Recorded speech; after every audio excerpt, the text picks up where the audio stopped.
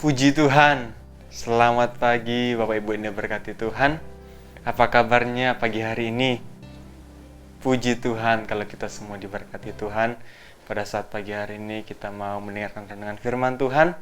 Kita siapkan hati kita masuk dalam doa. Bapa kami yang bertata di dalam kerajaan surga, pada saat pagi hari ini kami mengucap syukur buat segala kebaikan Tuhan yang terjadi dalam setiap kehidupan kami. Bahkan sebelum kami memulai aktivitas kami di hari yang indah ini, kami mau mendengarkan renungan firman Tuhan. Berikan kami hikmat dan pengertian daripada Allah saja. Bahkan biarlah setiap firman yang kami dengarkan boleh termeterai dan kami juga boleh melakukan kebenaran firman Tuhan.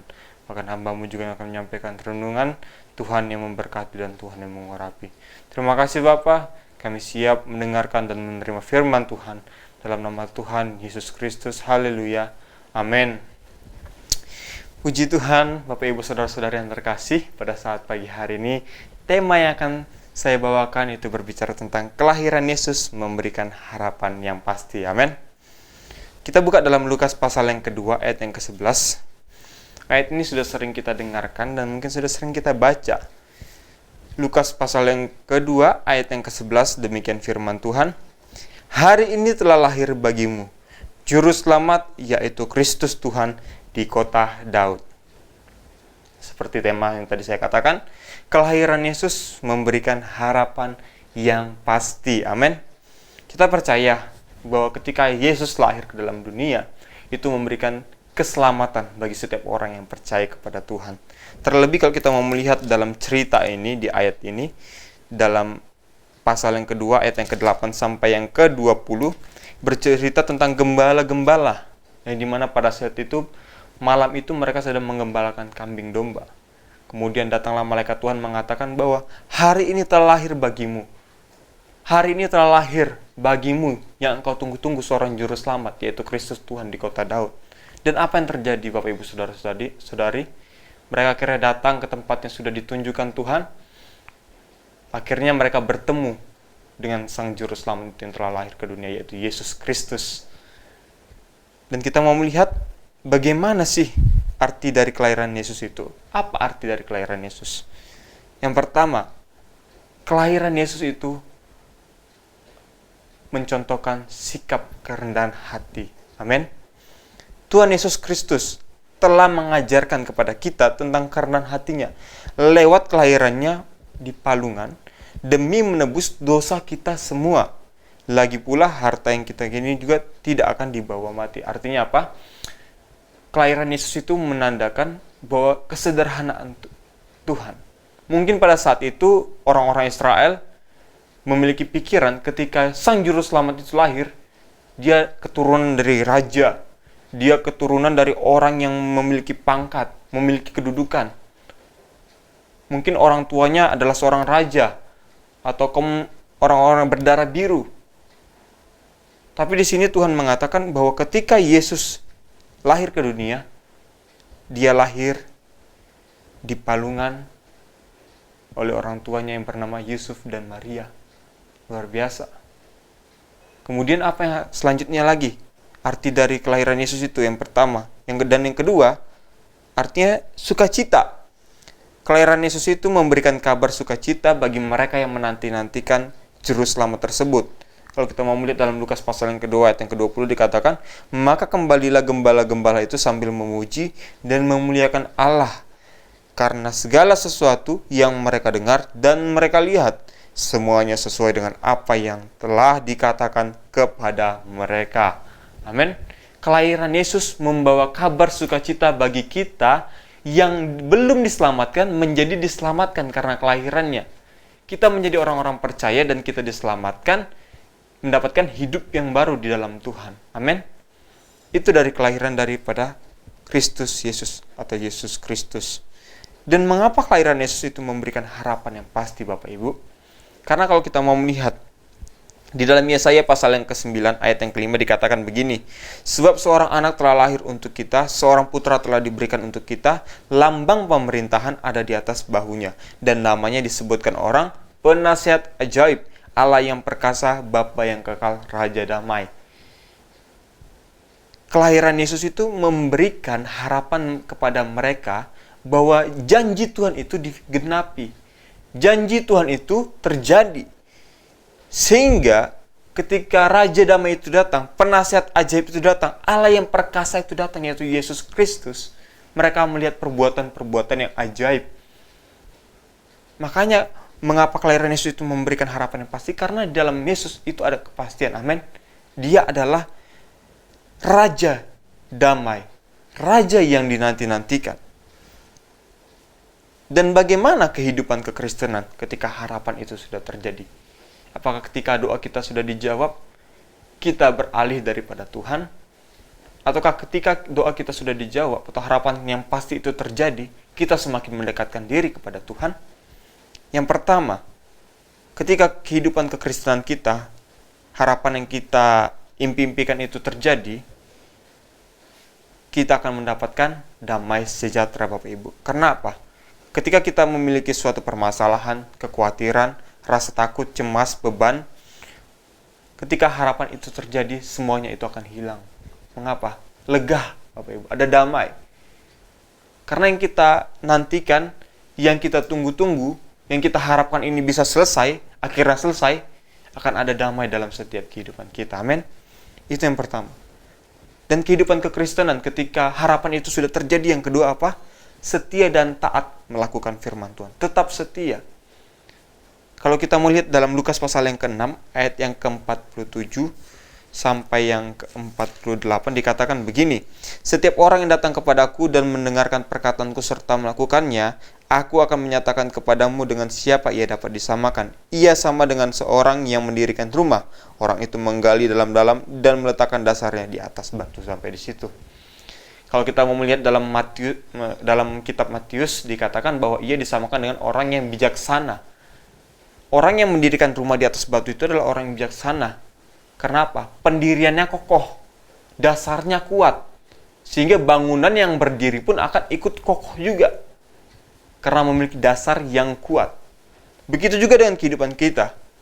Ketika kita setia dan taat melakukan firman Tuhan, iman kita akan tetap teguh di dalam Tuhan. Amin. Tidak mudah digoyahkan dengan apapun yang terjadi dalam setiap kehidupan kita. Makanya dikatakan setelah kita menerima janji Tuhan, seharusnya yang kita lakukan adalah tetap setia dan taat kepada Tuhan. Firman Tuhan ya dan amin dalam setiap kehidupan kita, dan itu akan pasti terjadi dalam setiap kehidupan kepribadian kita. Bahkan dalam Efesus pasal yang kedua, ayat yang ke-8 dikatakan, Efesus pasal yang kedua, ayat yang ke-8, firman Tuhan berkata, sebab karena kasih karunia kamu diselamatkan oleh iman. Itu bukan hasil usahamu, tetapi pemberian Allah. Jadi semuanya bukan karena kekuatan, bukan karena gagah kita. Memang itu juga mempengaruhi setiap keberhasilan kita. Tapi ada satu pribadi yang membantu kita, yang menolong kita, yaitu Tuhan Yesus Kristus. Amin. Jangan sampai kita mengatakan bahwa Yesus itu tidak ada, Tuhan itu tidak ada. Justru karena ada kekuatan daripada Tuhan, kesehatan yang daripada Tuhan, kita boleh kuat, kita ada sebagai mana ada, semua karena kemurahan Tuhan. Amin. Oleh sebab itu, Bapak Ibu Saudara-saudara yang terkasih dalam nama Tuhan Yesus Kristus, kelahiran Yesus itu pasti memberikan kita harapan yang pasti bagi mereka yang percaya dan berharap kepadanya. Dan itu tidak mengecewakan. Sekalipun waktunya berbeda antara waktu Tuhan dan waktu manusia. Dan ketika harapan itu terjadi, kita harus memiliki damai sejahtera, sukacita, serta ketaatan dan kesetiaan kepada Tuhan. Dan tetap memiliki iman yang teguh di dalam Tuhan. Puji Tuhan, demikianlah renungan firman Tuhan pada saat pagi hari ini. Kita masuk di dalam doa. Kami mengucap syukur Bapa buat kebaikan Tuhan pada saat pagi hari ini. Biarlah kami boleh menjadi anak-anak Tuhan, boleh menjadi orang-orang percaya yang tetap teguh di dalam Tuhan. Ketika harapan yang sudah kami miliki itu pasti terjadi, kami mau tetap setia dan taat melakukan kebenaran firman Tuhan. Kami mau tetap memiliki sukacita dan damai sejahtera di dalam Tuhan. Dan kami percaya Tuhan, ketika kami ada bersama-sama dengan Tuhan, sebesar apapun masalah kami akan lalui bersama dengan Tuhan. Dan kami percaya Tuhan yang menolong setiap kehidupan kami. Terima kasih Bapa yang baik. Terima kasih Tuhan Yesus. Kami siap mendengarkan firman Tuhan dan kami akan memulai hari ini dalam nama Tuhan Yesus Kristus. Haleluya. Amin. Puji Tuhan.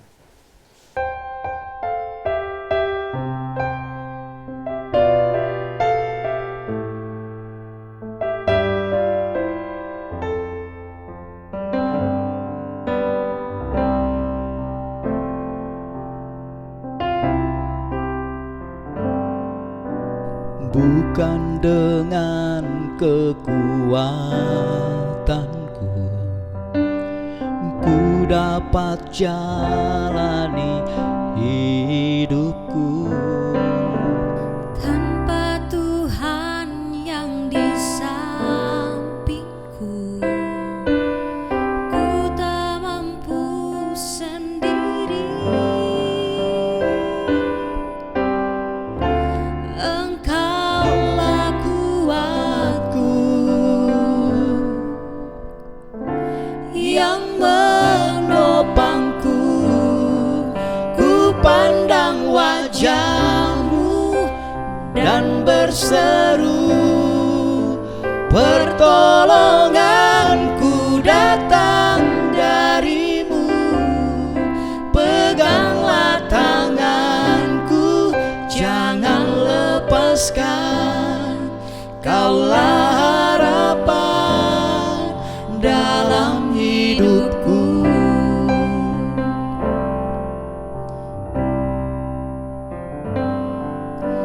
Dang alani hagogoki,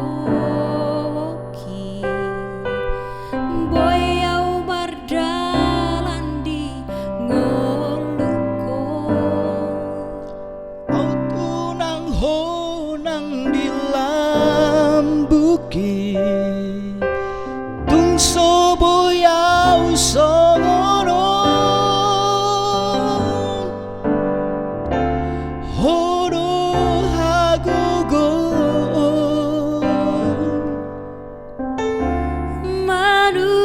Manukolia hubereng bohim las martangiangau, mangido pangurupi ondia, sai tiop tangaku, sai togu maau, ai hodo Tuhan pargogo dia.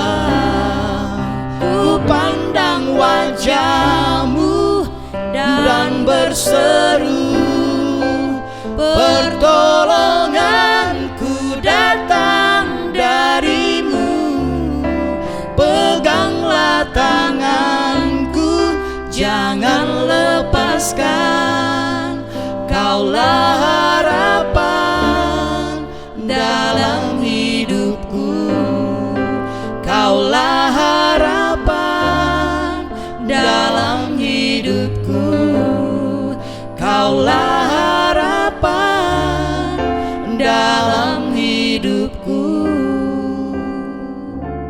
Terima kasih, selamat pagi. Tuhan Yesus memberkati.